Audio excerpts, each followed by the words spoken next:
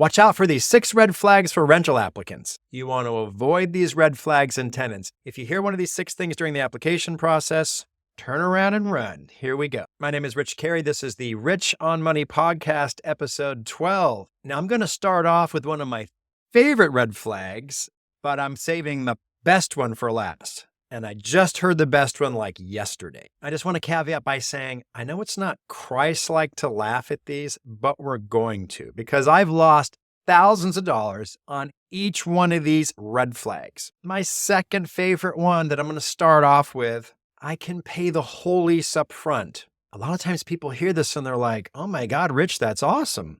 They're willing to pay the whole lease up front. I've got all my money up front. What do I have to worry about? Man, you got a lot to worry about if you take this. I know it's tempting, but you don't want to do it. Why would somebody want to give a whole lease up front? Why are they paying for a whole year up front instead of spacing it out month by month? It's because there's something in their background. There's something about them that they want you to overlook. And if they hand you enough money, you're not going to worry about that crazy problem in their past. Whatever this problem is, it will come back to haunt you in the time that they're there. These are things like evictions in the past, felony, drug history, doesn't make near enough money, has a cash business because they're doing something illegal. Lots of reasons. What's the main issue here? The main issue is, and you guys know I care a lot about this, I care a lot about people passing my rental criteria to move into my rental properties. And that is that they make 3 times the rent as income, good prior rental reference, and at least a 600 credit score. No evictions, no felonies, no bankruptcies, no exceptions. If they know that they have problems in most of these, and usually if you have a problem in one, you have a problem in several. If you have problems with most of these criteria, they might offer to pay the whole lease up front, and you might be tempted to take it, but that would be a very, very bad idea.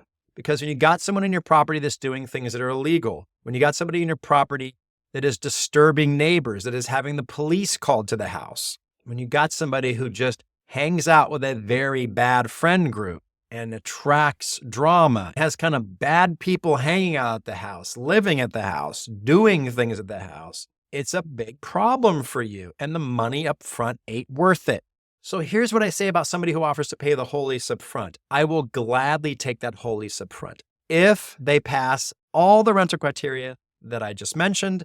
And never once has somebody offered to pay the whole lease up front that qualified for all my criteria. Now, there might be an exception to that. There might be some weird situation. I haven't ran across it yet. Number 1 was whole lease up front. Number 2, I need to move in today. I got to get in this property tomorrow. I've got my deposit and my first month's rent in hand. I've got 3 months of rent. If they want to move in right away, they just seem like they've got to get in now. That is a big red flag. Okay, a lot of times they're going to be like, well, what's the process? When can you decide? And you're kind of like, well, I need a couple days. I'm going to credit background check on your income.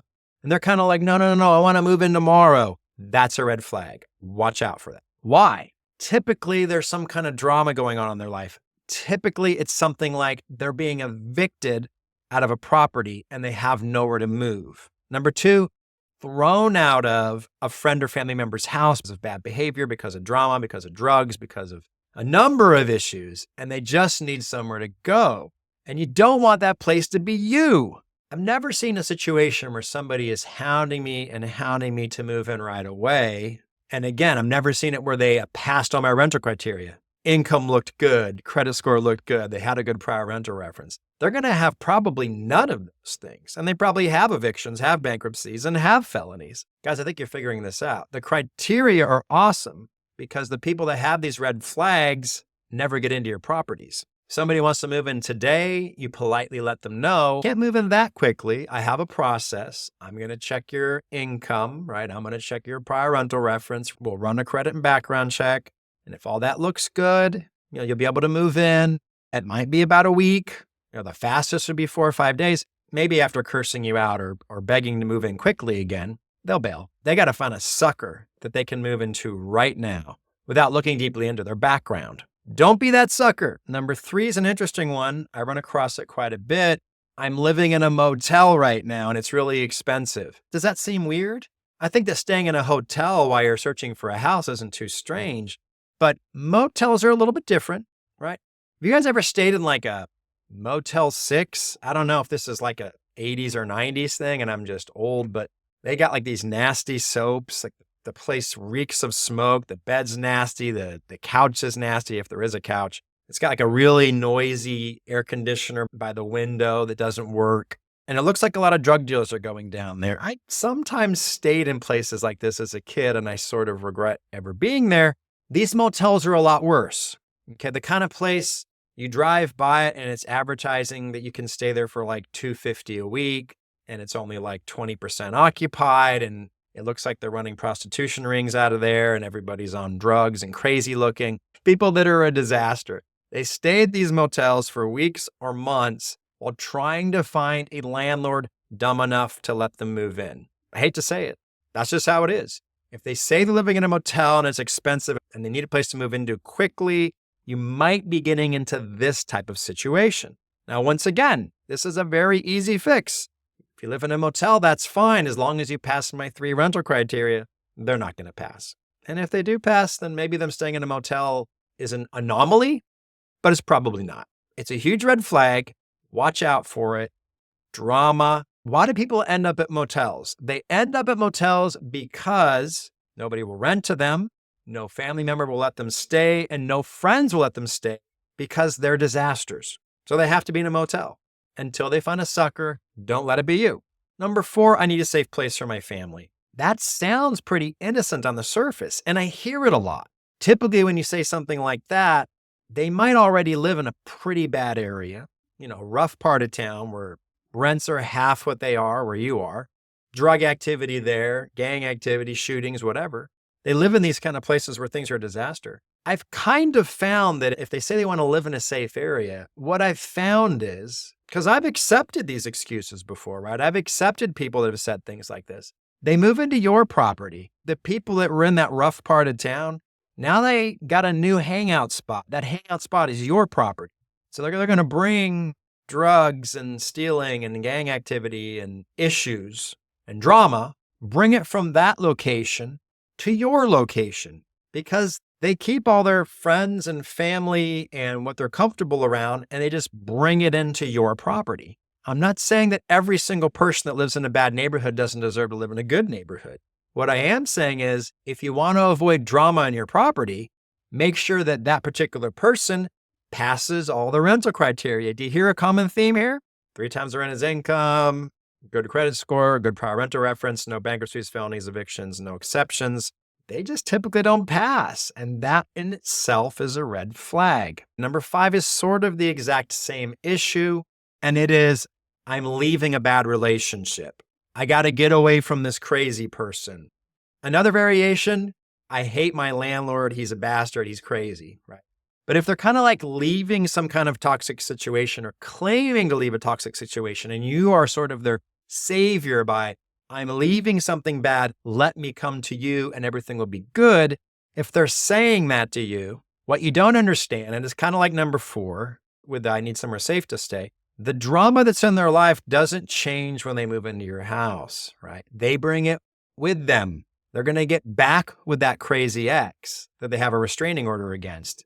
And who's in and out of prison. They move into your property and they reconcile with that person and that person moves in. And then you got the police showing up there. And then you got the neighbors complaining because of all the people coming and going at all times of the night. Guys, am I making this stuff up? I'm not. Why am I calling these red flags? Because I've rented all these people. I fell for all these excuses. On every single one of these excuses, maybe more than once, I've spent thousands of dollars and lived to regret it. And there are landlords that have made the same mistake and it wiped them out and they're no longer landlords. But why don't you just listen to me? Why don't you just listen to my advice? Stick to rental criteria. And when you hear these red flags, be very careful. That brings me to the drum roll for number 6, right? Number 6, by far, is the scariest red flag I can think of. When you hear a rental applicant, a future tenant, when you hear them say these words, I seriously want you to just turn around and run away as fast as you can because it's going to be bad news for sure. And I hear this all the time. It's the worst one. I've given it too much buildup.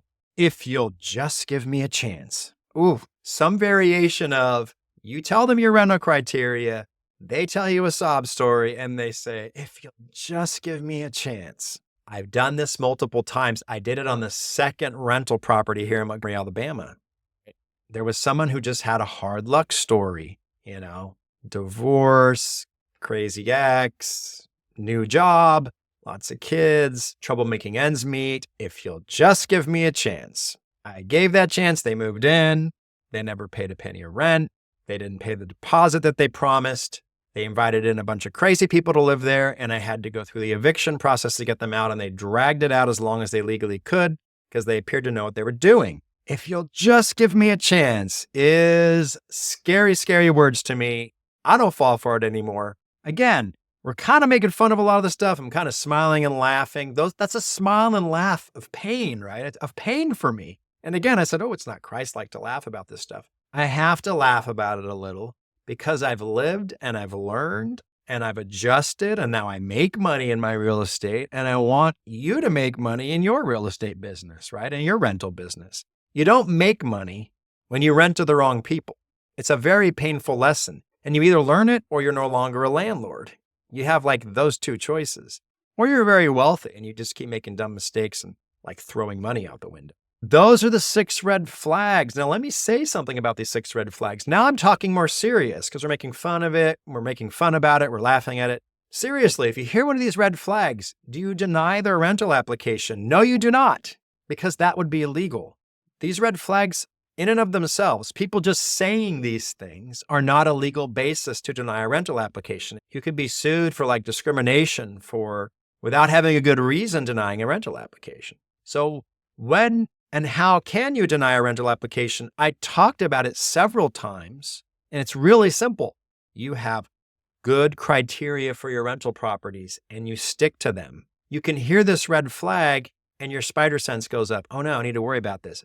But you still go through your process. Hey, that's fine. I'll give you the benefit of the doubt for now. Now I'm a little worried about it because of what Rich Carey said, but I'll give you the benefit of the doubt. Let's make sure you got the income. Let's make sure you got the credit score. Let's make sure you've rented before and a landlord will say something good about you. No evictions, no bankruptcies, no felonies. If they've said this red flag, 98% chance they won't pass your rental criteria. You deny the rental application for that rental criteria reason, obviously not for the red flag reason, and you move on to the next applicant, right? This is easy stuff. 2 more quick things. The way you're successful in real estate is by making sure you have good tenants, but you've still got work to do. That you can bring them in as good tenants, but kind of like raising children, the way you treat them while you're in your property will also determine whether or not you're successful. And one of the main things is getting them to pay on time when they start testing you, because every tenant's going to test you. So you need to stick to your guns on late fees, right? If they're late, you charge the late fee. You explain it to them before they move in. There isn't an excuse for not paying the late fee. They can't come up with drama and say, this drama's going on in my life. Can I waive the late fee? The late fee is the late fee. You charge no matter what. You should be friendly, but firm and fair about late fees. I charge it on the 4th day, and there's almost no exceptions. At the same time I charge a late fee, I send a pay or quit notice to their house. It's essentially like the eviction notice. Whatever the law is in your state and your city, you send that notice that says you're late on rent. If you don't pay within the next, in my case, within the next 7 calendar days, then your lease is voided and I want you to move out and I'll start the eviction process on it. That all sounds very harsh, but the letter usually, 99% of the time, usually gets them to just pay. And then in the future, they don't want to pay the late fee. They don't want to face eviction. They just start paying on time. And when they slip up, hit them hard with the late fee, hit them hard with the letter, and they kind of go back to being good again. What do you think of my red flags? And do you have your own? I'm sure I missed some. These are just the things that I've dealt with the most. This is Rich Carey from the Rich on Money podcast, episode 12, and I'm signing off.